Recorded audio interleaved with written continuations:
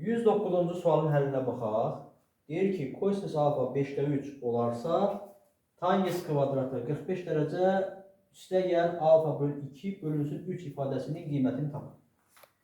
Burada tangens kvadratı alfanın dərəcə azaltma düsturundan istifadə etmək lazımdır. Əvvəlcə düsturu yadımıza salaq.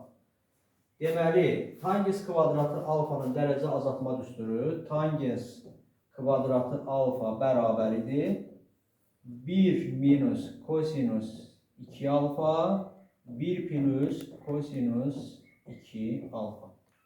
İndi bu düsturu bu suala tətbiq edirəm. Bunu belə yazaq. Bu bərabərdir. 3'də 1 vurulsun. Tangens kvadratı 45 dərəcə plus alfa böl 2.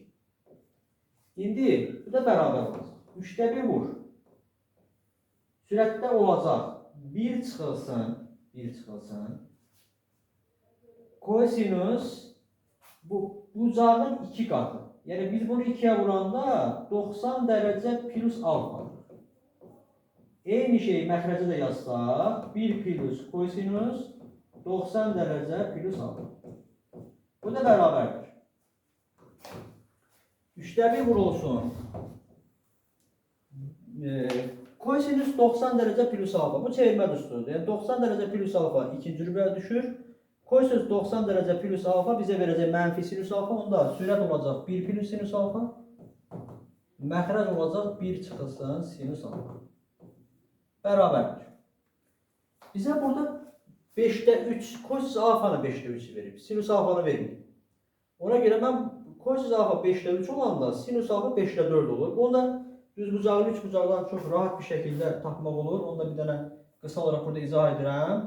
Deməli, bu bucaq alfa bucağıdır. Bilirik ki, düz bucağın 3 bucaqda kosinus bitişik katetin hipotenüzə nisbət edir. Əgər kosinus alfa 5'də 3 olanda mən bitişik katetə 3 hipotenüzə 5 deyə bilirəm. Favor teoremindən görürəm ki, digər katet 4'dür.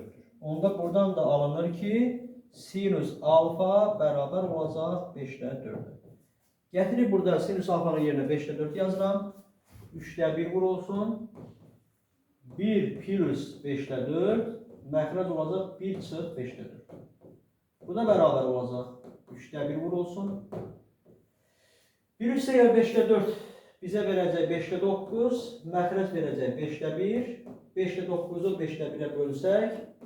3'də 1 vurulsun 9 olacaq. 3'də 1 də 9'a vuranda cavab 3 olacaq. Bu qədər.